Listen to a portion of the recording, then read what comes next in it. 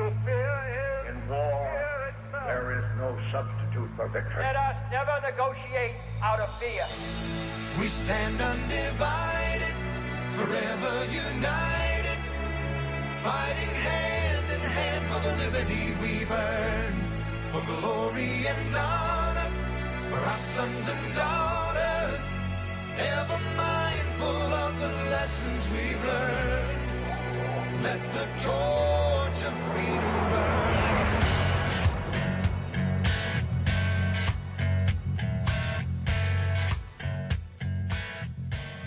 Welcome to the intersection of faith and politics. This is WallBuilders Live with David Barton and Rick Green. Thank you for listening today.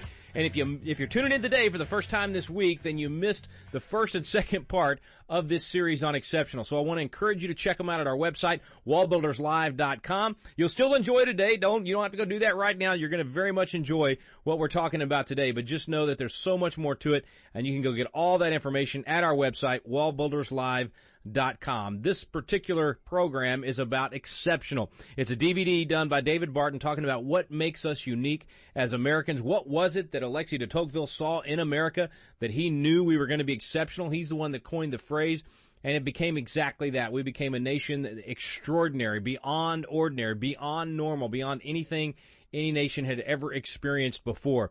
But there was a reason for that. There was a cause for that effect. And David Barton's been diving into that with us here on the program. Yesterday and the day before were the first two parts of this three-part series. Today we're going to get the conclusion. So if you're just tuning in with us, be sure and check all that out at our website, wallbuilderslive.com. Without any further ado, let's pick up right where we left off yesterday with David Barton on Exceptional.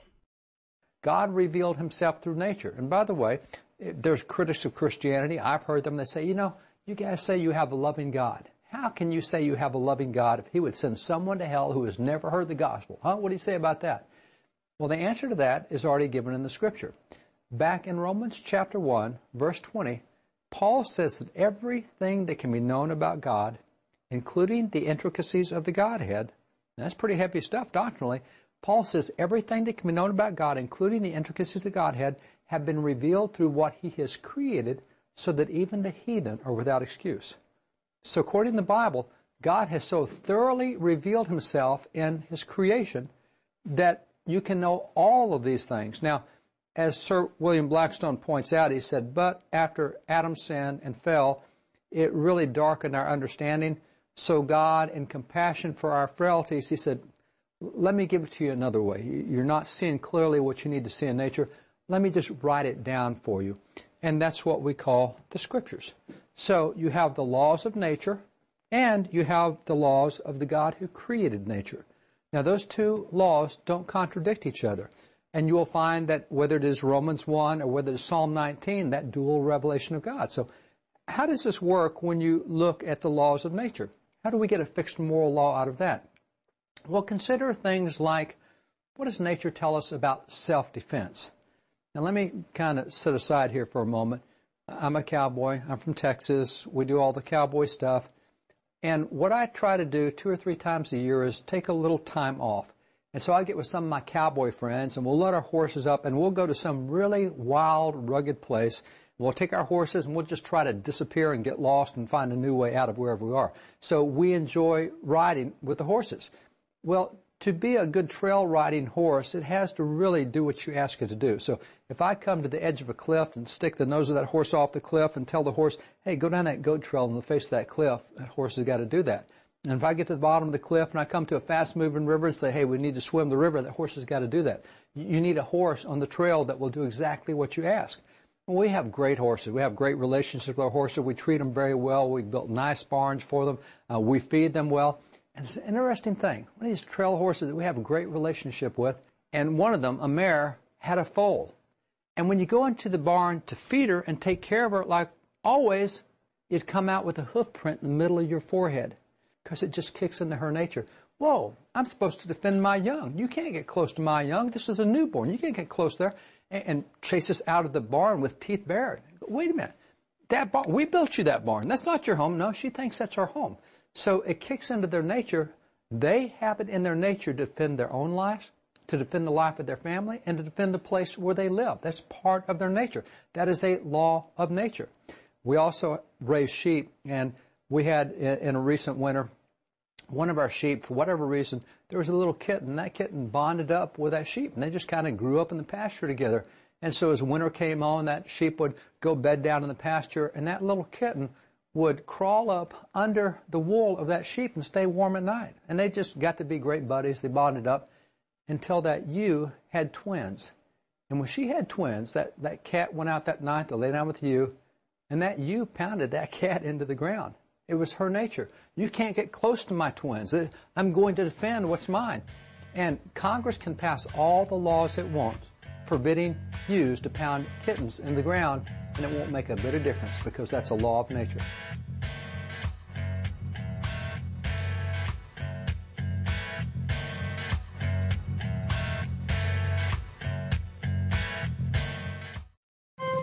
This is David Barton with another moment from America's history.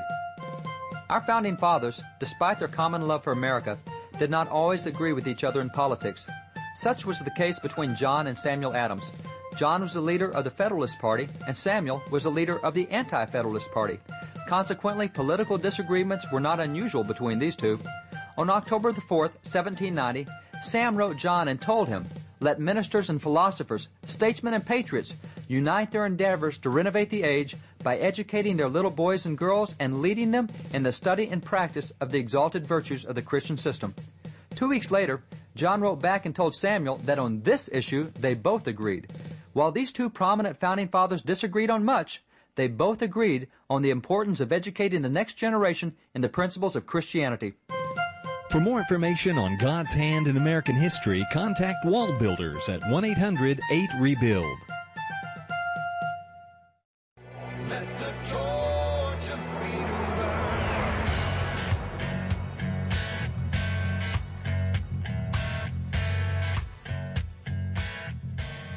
They can pass all the laws they want, saying that a mama horse can't defend her young.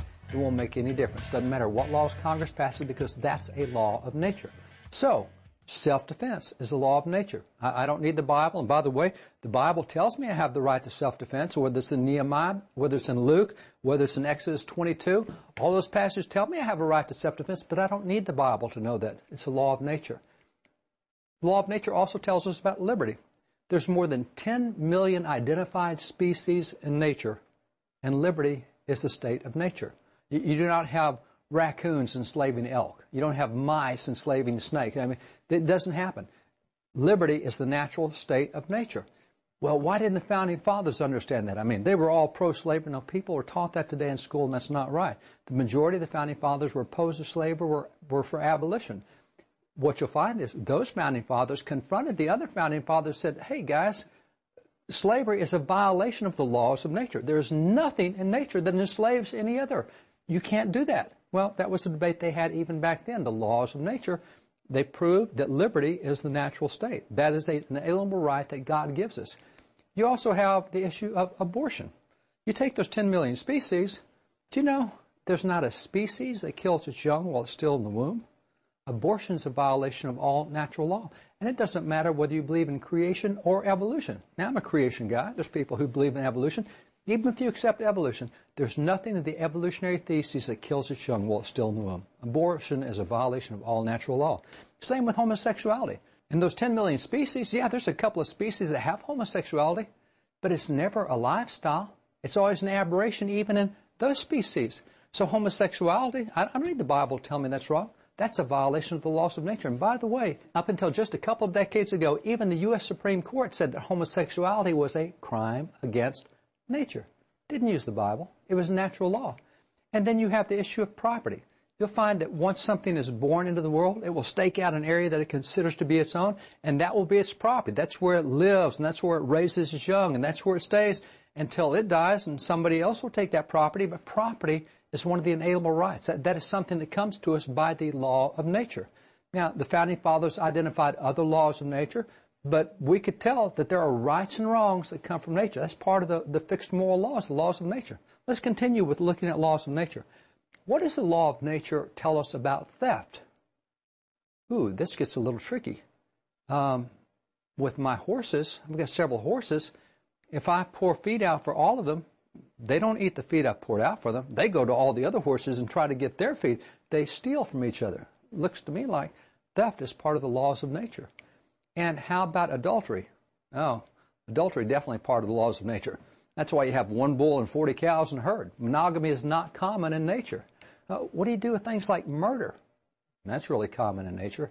If you doubt that, you ought to see what a skunk does inside a hen house. They don't go inside the hen house and kill chickens because they eat them. They just spread blood everywhere. And what do you do with incest? Incest is common in nature. That's why most cowboys don't ride Mustangs, because they've been inbred for so many generations. They have no stamina and strength.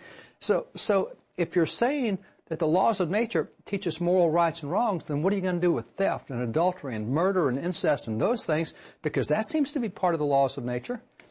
Well, this is where Blackstone pointed out that God helped us in our understanding. He gave us that second revelation. He gave us the laws of nature's God right here. We have things like the 10 Commandments, and in the 10 Commandments he specifically says, don't commit adultery, and don't steal, and don't murder. These are specifics. This is the laws of nature's God. So between the laws of nature and the laws of nature's God, you have what we now call the common law. These are the rights and wrongs, and they included things like burglary and theft and rape and arson, all these other things that were there. And that's what you find incorporated in the Constitution through the 7th Amendment, what we call the common law. But they are a fixed moral law. They tell us rights and wrongs. So that is the fourth principle of American exceptionalism, and that brings us to the fifth and final principle. According to the Declaration, it says, governments are instituted among men, deriving their just powers from the consent of the governed. Now, that consent of the governed, that's the will of the majority. That's the fifth principle of American exceptionalism. This was a big deal to the Founding Fathers. You take someone like George Washington, who was considered a Federalist. Well, here's a Federalist, George Washington, and look what he says. He says, the fundamental principle of our Constitution enjoins or requires that the will of the majority shall prevail. Now, you also have Thomas Jefferson. He's the leader of the Anti-Federalists. That's the other political party of the time. Thomas Jefferson said essentially the same thing. He said the will of the majority, the natural law of every society, is the only sure guardian of the rights of man. So, Founding Fathers agreed. The will of the majority, or what the Declaration called the consent of the governed.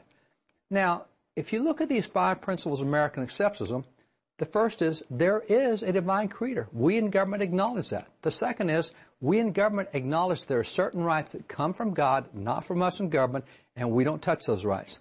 The third thing is government says we exist primarily, first of all, to protect those inalienable rights.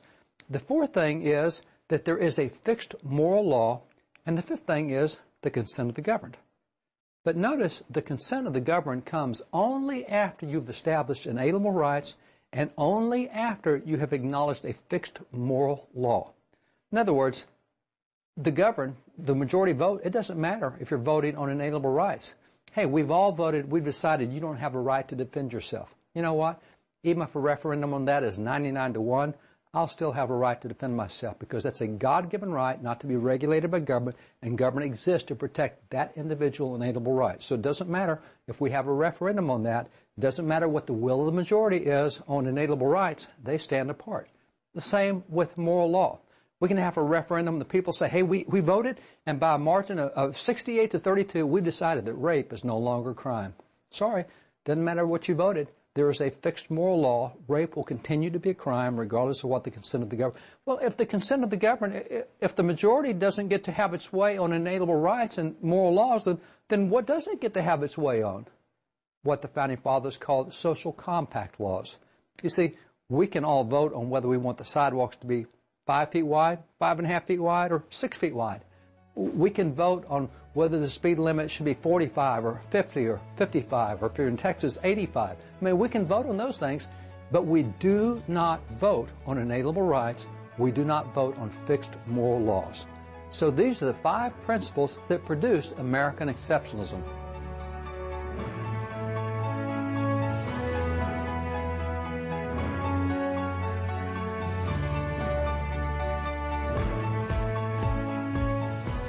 Now notice that 4 of those 5 items are God-centered.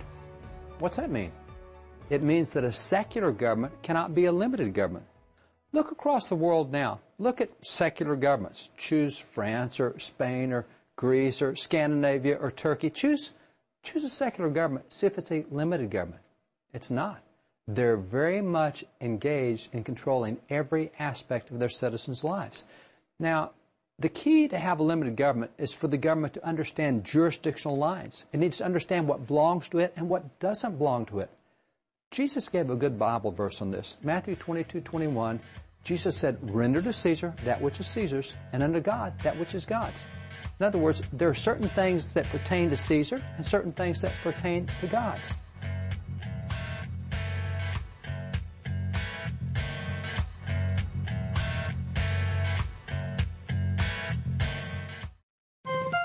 This is David Barton with another moment from America's history.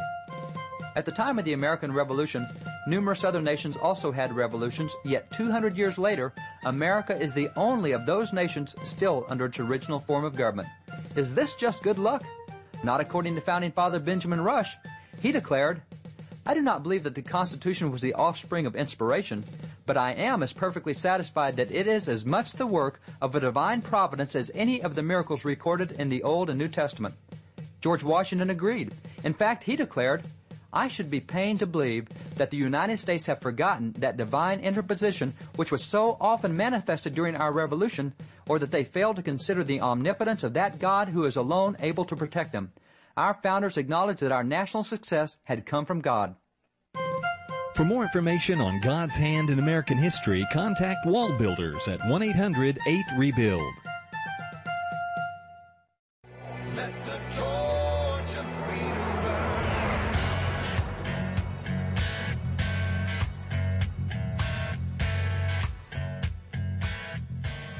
Unlike what you've been told in history class, it's not God trying to take over Caesar's area. It's always Caesar trying to take over God's areas. It's always government trying to become God. You see, that's the way it was way back in 371 AD when the Emperor Theodosius, the civil leader, said, "Hey, I'm a Christian. I'm decreeing that everyone's going to be a Christian. If you're not, you're going to be put to death." From that point, for the next 1,200 years, it was civil government that took over the church, that said, here's what the doctrines will be. Whether it was Henry VIII when he started his church or any other, it was civil government telling you what you could do in your faith, what you couldn't do in your faith, who could preach the gospel, who could take communion. It was government always getting into the other areas. It wasn't Christians trying to take over. It was civil government trying to micromanage every area. So we used to understand the jurisdictional differences. And a great example of that is the issue of marriage. Because if you go back and look at the marriage issue, that's one of those things that came in Genesis 1 through 8. So that's one of the natural rights. You have God creating man and woman, and they have a family, and God says, this is very good. Now, that's what a family was. Now, you get over to Matthew 19, and the disciples are asking Jesus about marriage. And he says, guys, don't you remember? At the beginning, he made them male and female. Whatever God has joined together, let not man put asunder. Jesus reaffirmed that the definition of marriage was a lifelong union of one man and one woman. That's God's jurisdiction. He's the one who created marriage. He's the one who defined marriage. And because of that, we didn't let civil government redefine it. It wasn't theirs. It's like that pickup. You can't go over and spray paint something that's not yours. You can spray paint anything of yours you want to, but not somebody else's. Well, we recognized that marriage was God's jurisdiction. It wasn't government's jurisdiction. Interestingly, way back a century ago, there were efforts to have civil unions in America. What they were saying was, oh, you religious people, you have your marriage. Let us secular people have our marriage. We don't have to have religious marriage. We want a secular kind of marriage. And so when that issue came to the courts, it's interesting to see how the courts handled that issue. A great example is the case that came before the Texas Supreme Court. Typical of other courts, this case was called Grigsby versus Reeb. Notice what that court said. It said very clearly, marriage was not originated by human law. When God created Eve, she was a wife to Adam. They then and there occupied the status of a husband to wife and wife to husband. The court said the truth is that civil government has grown out of marriage, which created homes and population and society from which government became necessary.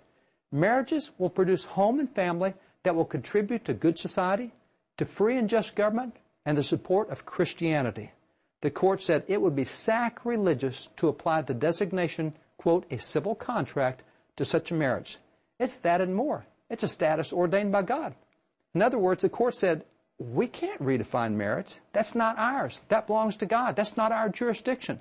And that's the key to a limited government, is understanding what pertains to government and what doesn't pertain to government. Government stays in its jurisdiction and it leaves other areas alone. Now, that's why secular government will not be a limited government, because you have to understand the areas that God has put aside from government, that marriage is not something that belongs to government. That's something He created, so government can't redefine it. It's interesting that we understood that to be the source of our rights and our liberties. A great example is Thomas Jefferson. The first book that Thomas Jefferson wrote was this book right here. This is called Notes on the State of Virginia, 1781. Jefferson made some profound statements in this book. As a matter of fact, they're so significant that the statements out of this book are engraved in stone inside the Jefferson Memorial in Washington, D.C. What is it that we find engraved there that comes from this book? Notice what Thomas Jefferson told us. He said, "Can the liberties of a nation be thought secure when we remove their only firm basis?" Now, here's a newsflash. According to Thomas Jefferson, what's the only firm basis of our national liberties? He said, it's a conviction. And notice the word conviction. That's strong. He said it's a conviction in the minds of the people that these liberties are of the gift of God, that they are not to be violated but with His wrath. He said, indeed, I tremble for my country when I reflect that God is just, that His justice cannot sleep forever. Now, here's Thomas Jefferson, our least religious founding father, saying the only firm basis of our national liberties is if we, the people, have a conviction in our minds that these liberties come from God and that you can't mess around with those liberties without ticking God off, and then we're all going to be in a lot of trouble. You see, that was the key to limited government, understanding what government could touch and what government couldn't touch, that there were certain jurisdictions, and if we didn't understand that certain rights come only from God and not from government, that government is not to touch those rights, then we could never have good government. That is the philosophy that created American exceptionalism. If America is going to remain an exceptional nation, if we're going to remain the exception and not the rule, if we're going to be different from other nations, we have to remember those 5 points.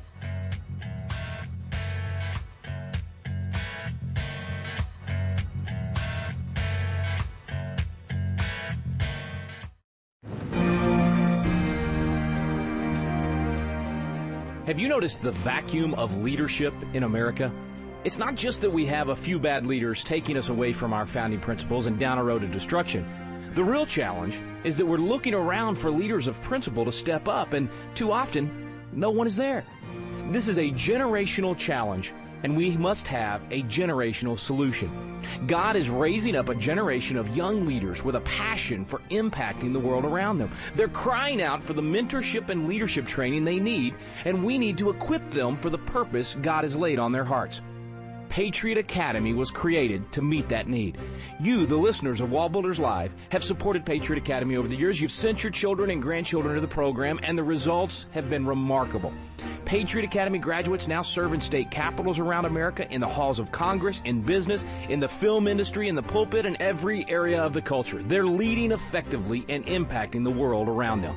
Patriot Academy is now expanding across the nation, and now's your chance to experience this life-changing week that trains champions to change the world. Visit patriotacademy.com for dates and locations. Our core program is still for young leaders 16 to 25 years old, but we also now have a citizen track for adults. So visit the website today to learn more.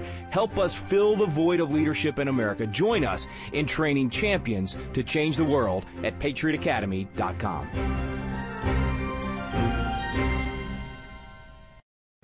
Let the torch of freedom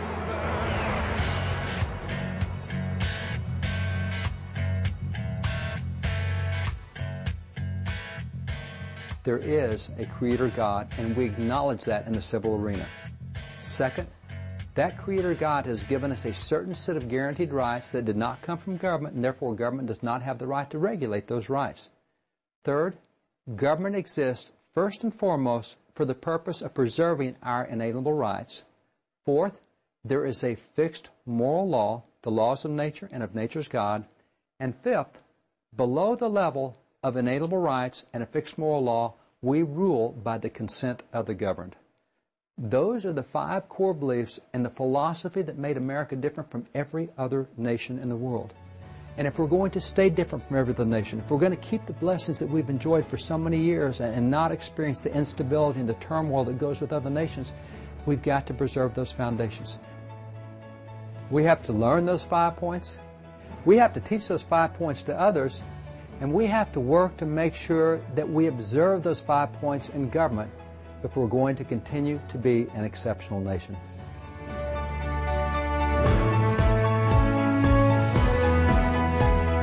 There is a Creator God. That Creator God has given us a certain set of guaranteed rights. Government exists for the purpose of preserving our inalienable rights. There is a fixed moral law. We rule by the consent of the governed. We've got to preserve those foundations.